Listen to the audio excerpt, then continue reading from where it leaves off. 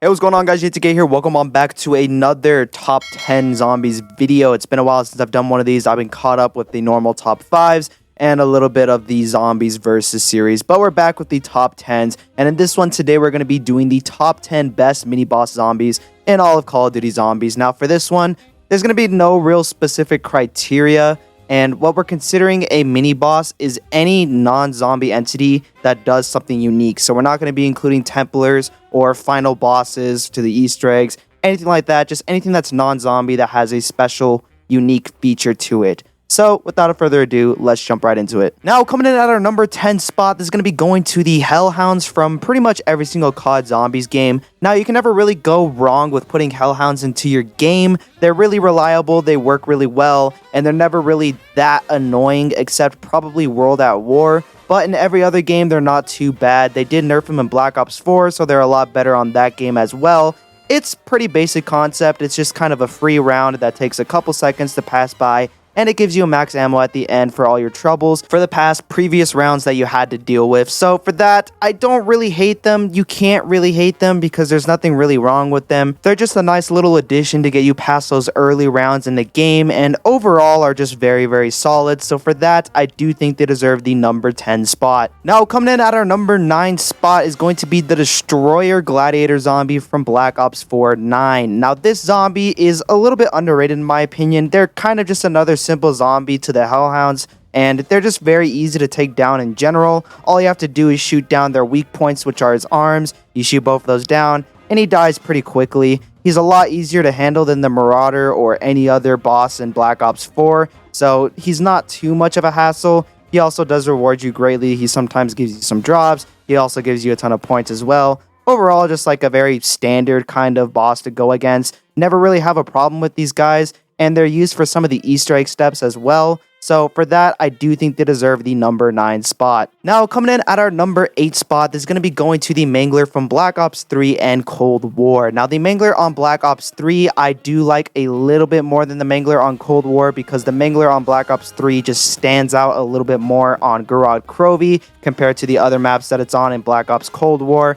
But that still doesn't deny the fact that this is a really good mini boss. First of all, he does have a projectile shot, which isn't too annoying to deal with. Unlike the horrible minigun zombies from Vanguard, you can actually react to the bullets as they're coming at you, and you can even shut them down if you shoot his arm in time, so it is very rewarding for that. They make their presence on the map. They're pretty fun to handle with. You do use them a lot for the Easter egg steps as well. So overall, I don't really have much of a problem with them, and they're pretty cool. So for that, I do think they deserve the number 8 spot. Now, coming up next on our list, this is going to be going to the Blightfather from pretty much every single Black Ops 4's Chaos Zombies map. Now, the Blightfather does get a bad rep because it is the kind of main mini boss zombie for Black Ops 4.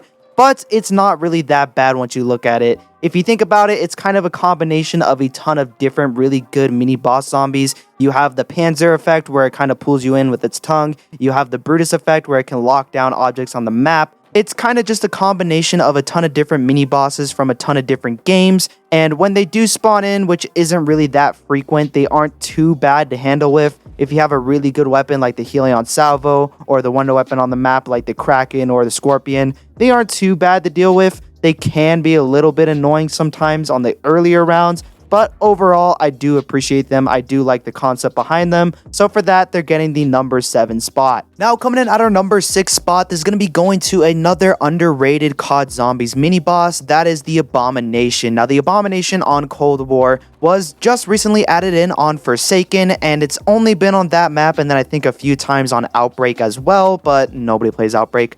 But the Abomination is actually a very, very solid mini boss. I do really like the concept of it. I like how it's kind of a spin-off of the Margwa, but it's a lot more casual player friendly because you don't have to wait until one of its mouths are open. You can shoot it right away, deal a damage to its body, and then you can kill it without ever having to wait until one of its heads are open, which I do like to some extent.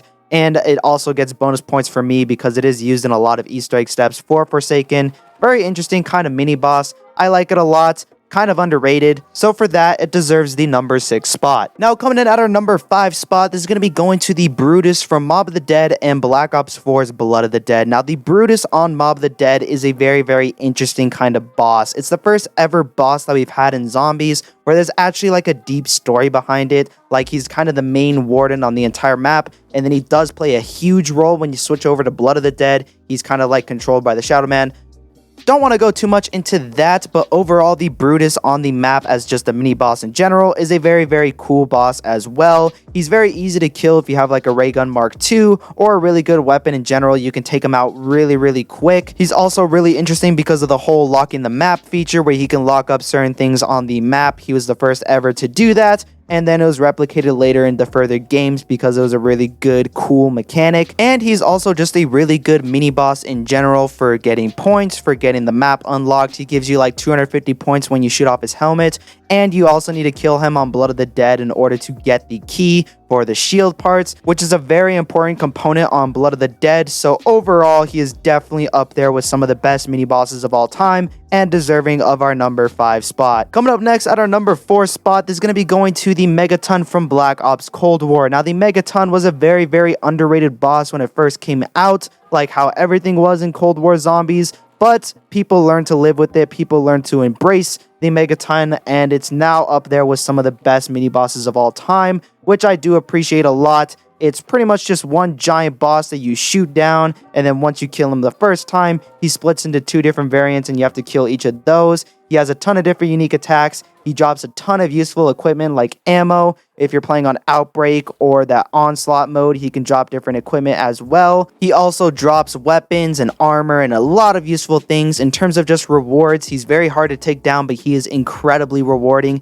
and is up there with some of my favorite mini bosses of all time. So for that, he deserves the number 4 spot. Now coming in at our number 3 spot, I know I'm probably going to get a lot of hate for this one, but it's going to be the Orda from Black Ops Cold War. Now, I'm not talking about the Firebase Z final boss Orda. I'm talking about the ones that spawn in naturally on the map when you get to round 30 on Firebase Z, or if you're just randomly walking around on Outbreak, they spawn there as well. I'm talking about those Ordas, the ones that move around the map and actually have some interaction to them. I know the one on Firebase Z was kind of a letdown, but overall, I don't really have much of a problem with the Orda. They do exactly what a mini boss should do in zombies, and they're definitely up there as one of the hardest to take down. They're huge bullet sponges, and you just gotta keep loading ammo into them. If you have the right weaponry, you can kill them incredibly quickly, but if you don't, they can be a definite challenge. They do reward you a lot, however, they give you a ton of points, they give you a ton of XP, and if you're doing the weapon camos as well, they also give you weapon camo experience to help you level up to get to Dark Matter. It's very, very useful, very, very rewarding as well.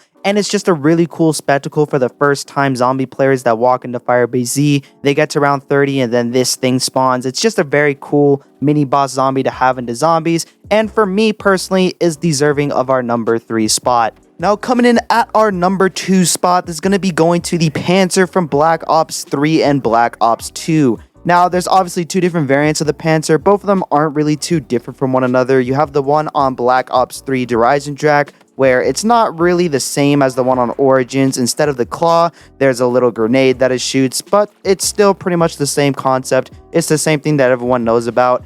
And there's even a variant on Black Ops Cold War as well, which is also very, very cool. It keeps the flamethrower, but it doesn't really have the claw effect. So all of them are slightly different, but all of them work really well. It's kind of a boss that you always have to prepare for, like you always have to have a staff if you're playing on Origins right before he spawns in so that you can take him down easily. Or if you're on Derision Jack, you want to make sure you have a bow so you can take him down easily. Or if you're playing on Cold War 2, you want to make sure that you have the Cerberus just so that you can make sure that you can easily take him down, because if you're fully set up and ready to take on the Panzer, he's not going to be too much of a problem.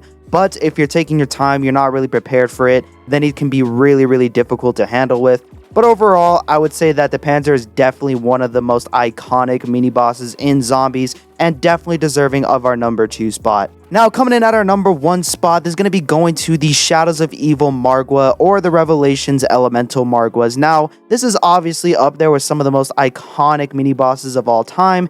Probably the most iconic mini boss of all time. I mean, with the Margwa, it's a very simple concept that works really well. You have to wait until the heads are open, you have to shoot him off, and then he charges at you. He can knock you down in one punch if you're not careful. But what makes this mini boss incredibly useful and great in my opinion is how he rewards you. When you kill him on Shadows of Evil, he drops a part to the Apothecant Servant, which is probably the best wonder weapon of all time. He also gives you 500 points, which is very, very helpful in the early rounds. He also drops a ton of useful drops as well. He always drops a power-up whenever you slay one. So very, very rewarding, a very unique concept as well. I don't think anything has really topped the Margwa yet. It's just a very simple concept that works really well in zombies. So for that, it definitely deserves the #1 spot. Anyways, guys, that's going to wrap up this video for today. Go down in the description, check out the Comfy Cushion podcast, like, subscribe, do all that. So you already know what to do. Go down in the comments as well. Leave your comments if you want to see me do any other type of content.